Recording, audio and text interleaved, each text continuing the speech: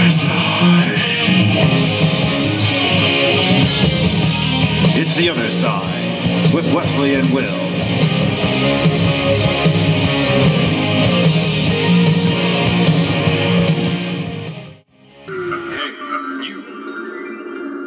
You're in a scary place.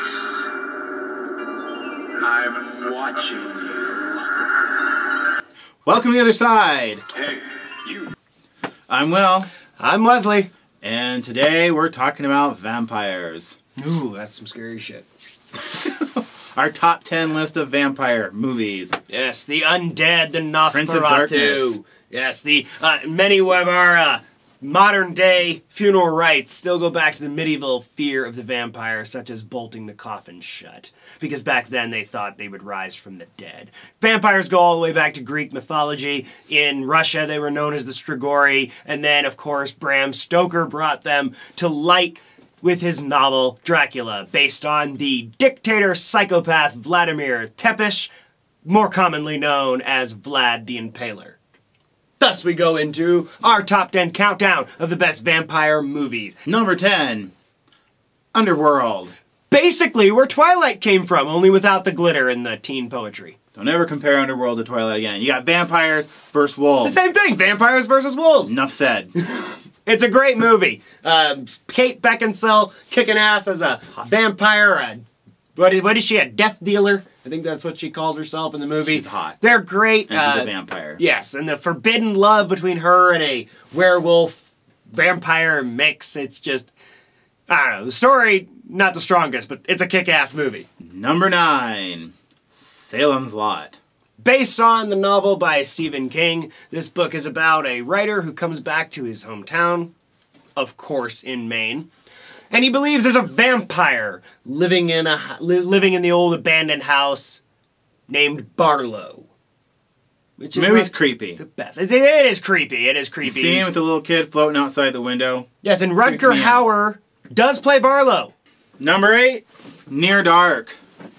I love, these guys are brutal. I would say that this movie would be like it's very Dusk Till Dawn reminiscent. A lot of people haven't watched this movie, but you got 3 characters from Aliens in it, and basically it's this young girl who falls in love with this guy.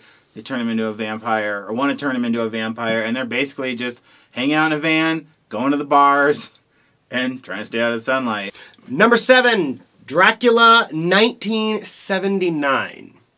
Now, this was with Frank Langella, who actually even played Skeletor in the He-Man movie. And this movie, I mean, he played more of your sexy Dracula at that time. You know, if you ever seen pictures of Frank Langella back in the day, he was kind of, you know, he was the ladies' man.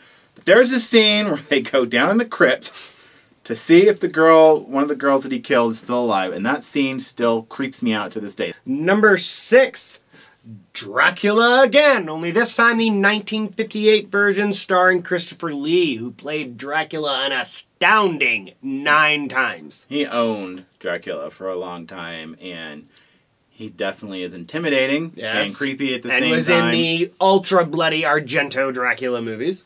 Number 5, Dusk Till Dawn. Now, Quentin Tarantino is the man.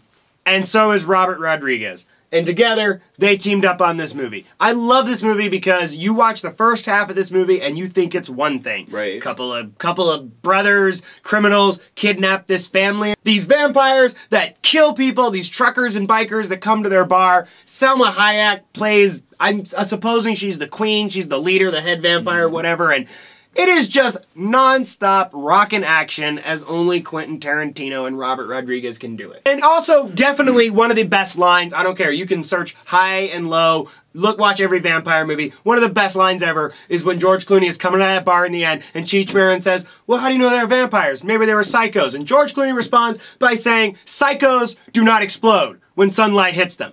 I don't give a fuck how crazy you are. I absolutely love that line every time I hear it.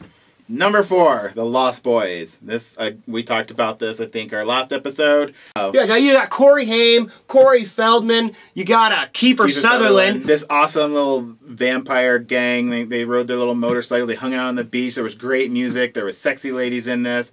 I mean, you wanted to join The Lost Boys. So all these young guys are basically under one lead vampire. He falls in love with Diane Wiest, and he thinks if I can turn her kids to vampires, she'll be my vampire bride. Her kids, of course, being Corey Haim and Jason Patric as Michael. Number 3. Bram Stoker's Dracula, directed by Francis Ford Coppola, starring Gary Oldman, Winona Ryder, Keanu Reeves, and of course the incomparable Anthony Hopkins. Yes, as Van Helsing. And he plays that part so great. This is a great movie. Not particularly accurate according to the book, and you can say what you want about Keanu Reeves in this movie, but it's a good adaptation nonetheless. Gary Oldman absolutely steals the show. Plays a wonderful interpretation of Dracula. Why do I love Bram Stoker's Dracula? Yeah, the love story, but also they use just about every folklore Dracula transformation in this movie. Yes. From turning into fog, rats, his bat form. Yep, you get to see him in his warrior mode before, he turns, and it's awesome. Number 2, Let Me In. The 2010 version, but also Let the Right One In, which this movie is based on, is excellent as well. I just don't like reading my movies. This is true. Creepy little girl. Yes, creepy little girl. Makes friends with a outcast little boy, and he doesn't know she's a vampire. And while she's nice to him, she's very cute. She's vicious when she's hungry. She's a monster when she's hungry, and that's what I like about this character. Number 1 for us, Interview with a Vampire. Because in my opinion, these are the best vampires ever brought to screen. These are sophisticated, they're well-spoken, well-dressed, but they are fucking monsters. And Tom Cruise owns this movie. Which, interesting note, Anne Rice did not want him as Lestat. But I honestly can't picture anyone else. He pulls off the sophisticated, but absolutely psychotically vicious. Has no respect for anything else. And then Brad Pitt as the downtrodden Louis, and then of course Kirsten Dunst in her shattering role as Claudia. This movie is just excellent. What was unique about this movie is it basically showed the challenges and the difficulties of being a vampire, their everyday life, and what it's like to be immortal, which Anne Rice captures throughout her books. Yes. That's why the second movie should have been Vampire Lestat, but we'll talk about that some other time. So, that's our top 10 list. Yes. Trivia time. Trivia time. Prince of Darkness.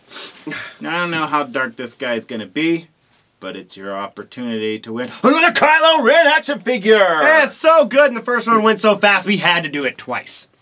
Okay. So here's your trivia question. Subscribe. Oh yes, first the rules. Subscribe to this awesome show. Obviously have the right answer. Put the comments, the answer in the comments. Be the first one. 4. And you win Kylo Ren. Those are your 5 points. 6-inch action figure.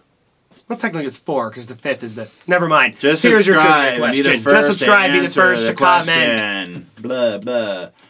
What was the very first vampire movie? First one ever made. And it was made a lot long ago than you think it was. Shut up. That's the other side. I'm Wesley. I'm Will. He's Kylo Ren! You want him!